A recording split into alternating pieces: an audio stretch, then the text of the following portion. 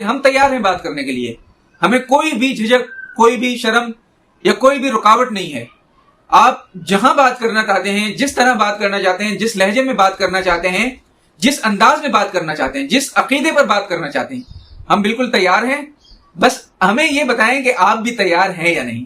اب آپ تیار نہ ہوں اور دعوے آپ بڑے بڑے کریں تو یہ تو بات اس طرح نہیں جمے گی نا. بات جمنے کے لیے ضروری ہے کہ سامنے والا بھی ہمارے برابر ہونا چاہیے. تو انجینئر صاحب، مجھے امید ہے کہ بڑی بھڑکے مارتے ہیں تو کوشش ضرور کریں گے، ورنہ ہمارا عقیدہ تو شروع سے یہی ہے کہ انجینئر صاحب تواڈے پلے ہے ہی کوئی نہیں، تواڈے دلائل تا شے ہی کوئی نہیں. السلام علیکم دوستوں، ایک نئی ویڈیو کے ساتھ آپ کی خدمت میں حاضر ہیں. اور تھمبنیل سے آپ نے موضوع کا اندازہ تو کر لیا ہوگا. آج ہم پھر انجینئر مرزا محمد علی صاحب کو ایک نئی پھکی دینے کا ارادہ رکھتے ہیں، اور ساتھ ہی ساتھ ہم ان کو ایک چیلنج بھی دیں گے. ایک ایسا چیلنج کہ ہمارا دعویٰ ہے کہ ہم قیامت تک بھی اگر انتظار کریں تو مرزا صاحب اس چیلنج کو قبول نہیں کریں گے، بلکہ نیا پینترا وہ پھینکیں گے اور نئی بات کریں گے جو کہ ممکن ہی نہ ہو سکے. اب بات یہ ہے کہ مفتی طارق مسعود حفظہ اللہ نے جب انجینئر کو دوبارہ یہ چیلنج دیا کہ بھائی وہ جہلم آ رہے ہیں، تو اب انجینئر صاحب نے ایک نئی پھکی ایجاد کی ہے.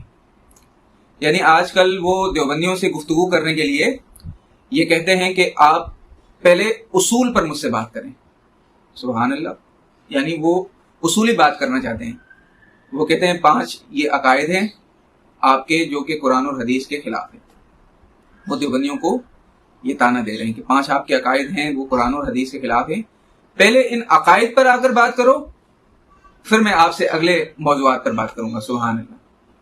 اور وہ دیوبندیوں کا موازنہ جو ہے ملحدین کے ساتھ کرتے ہیں کہ بھائی جس طرح ملحدین سے پہلے اصولی مناظرہ کیا جاتا ہے اصولوں پر کہ بھائی خدا کو مانتے ہو یا نہیں مانتے ہو، اس کے بعد دیگر فروعات پر بات ہوتی ہے. اسی طرح وہ چاہتے ہیں کہ اگر وہ دیوبندیوں سے بھی بات کریں گے تو پہلی بات یہ ہے کہ ان 5 اصولوں پر مجھ سے بات کرنی ہے.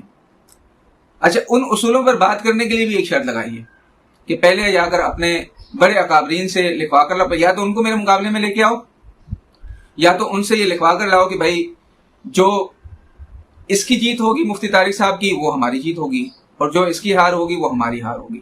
تو یہ انجینئر صاحب کا ایک نئے انجینئرنگ کا شاہکار ہے، مناظرے کا. انجینئر صاحب کو ویسے تو دنیا میں کوئی انعام نہیں ملا، لیکن اگر وہ مناظرے کا یہ ایک جدید طریقہ کار لوگوں کے ساتھ شیئر کریں تو شاید انجینئرنگ پر ان کو کوئی نوبیل پرائز مل جائے. تو انجینئر صاحب تو بہت سارے چیلنج دے رہے ہیں، اور سامنے والے جب ان کو جواب ہی نہیں دے رہے تو یہ سمجھ رہے ہیں کہ بھائی میں تو شاید کوئی بہت بڑا کام کر رہا ہوں، کہ میرے دلائل اتنے مضبوط ہیں اور اتنے اعلیٰ ہیں کہ کوئی سامنے آ ہی نہیں رہا. حالانکہ حقیقی بات یہ ہے کہ سامنے والے اسے اتنی جو ہے اہمیت ہی نہیں دے رہے. لیکن چلیں، ہم جس طرح انجینئر صاحب اگر یہ بات کرتے ہیں کہ ہم نے اصولوں پر بات کرنی ہے، تو ہم بھی ایک انجینئر صاحب کو اصولی چیلنج دے رہے ہیں. بالکل اصولی، ٹیکنیکل بنیادوں پر وہ ٹھیک ہوگا. دنیا کی کسی بھی کتاب کو، مذہب ہی چھوڑ دیں آپ، جو انجینئر صاحب نے انجینئرنگ کی کتابیں اگر پڑھی ہیں، اب پتہ نہیں کہ ہمارے یہاں تو جیسے کمپاؤنڈر ہوتے ہیں ہم اس کو بھی ڈاکٹر کہہ دیتے ہیں، تو کیا پتہ انجینئر صاحب پلمبری کا کام کر رہے ہیں اور لوگوں نے ان کو انجینئر مشہور کر دیا، اب یہ بھی نہیں پتا.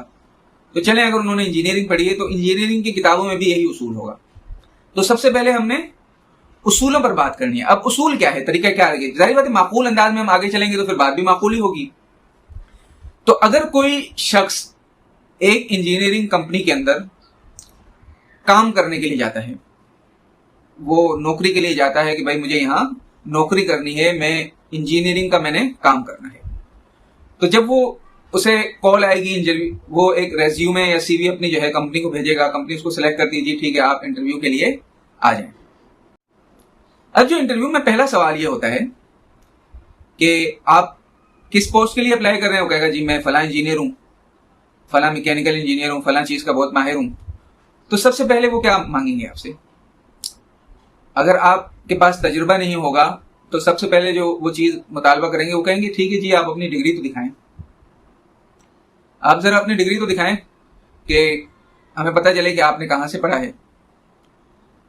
تو اگر وہ کہے کہ یار ڈگری تو میرے پاس نہیں ہے لیکن میں ان چیزوں کا بڑا ماہر ہوں، تو کیا وہ جو ہے نوکری والے لوگ اس کو رکھیں گے؟ نہیں رکھیں گے. وہ کہیں گے بھائی ہم اپنے پروجیکٹ کو نقصان نہیں پہنچانا چاہتے. اگر آپ کے پاس ڈگری ہے تو ٹھیک ہے، آپ آ جائیں، سو بسم اللہ، ہم دیکھیں گے. اگر ڈگری نہیں ہے تو برائے مہربانی پلیز گیٹ آؤٹ. اور اگر کوئی کمپنی بالکل تھکی ہوئی ہو جس میں انجینئر صاحب نے کام کیا ہے اور اس کو ڈگری کی بھی اتنی ضرورت نہ ہو، انجینئر صاحب کہیں یار ڈگری تو میری گم ہو گئی ہے، وہ یقین بھی کر لیں، تو پھر وہ کہیں گے یار ٹھیک ہے، اگر آپ کے پاس ڈگری نہیں ہے تو چلے ہمیں کچھ بنیادی آپ سوالات کے جوابات دے دیں انجینئرنگ کے حوالے سے جو آپ کام کرتے ہیں. وہ اس کے متعلق پوچھیں گے بھائی آپ نے فلاں کام کس طرح کیا تھا.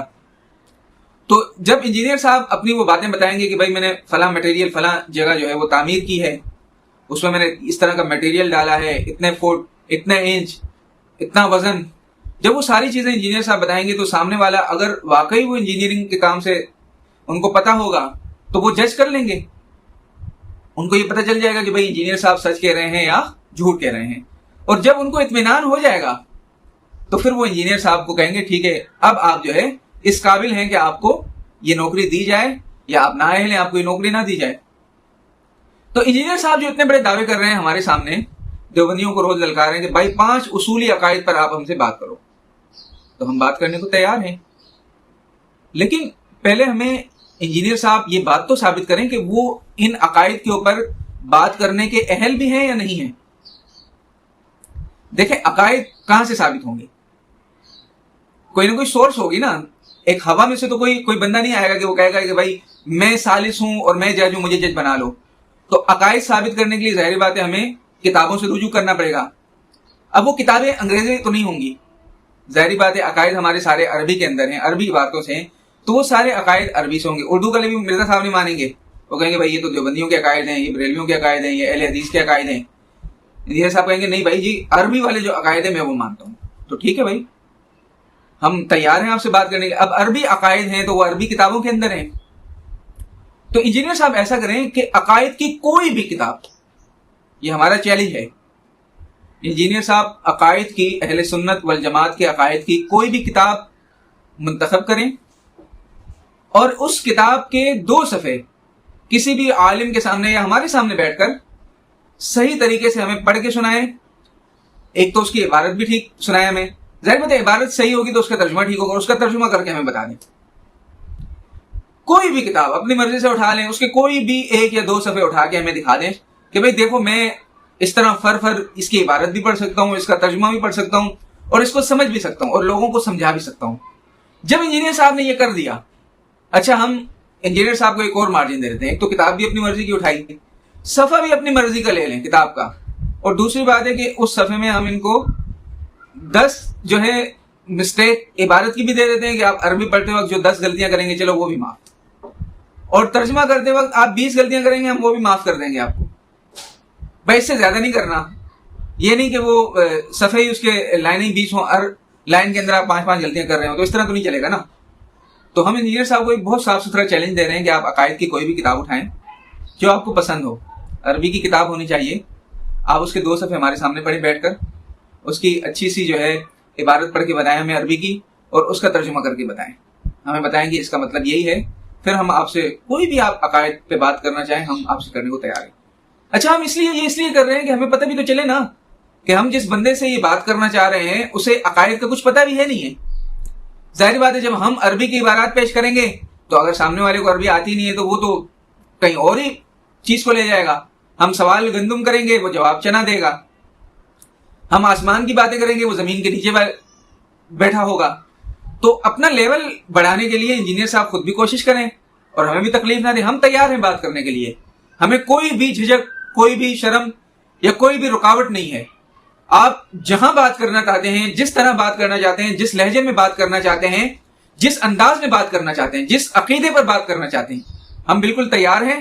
بس ہمیں یہ بتائیں کہ آپ بھی تیار ہیں یا نہیں.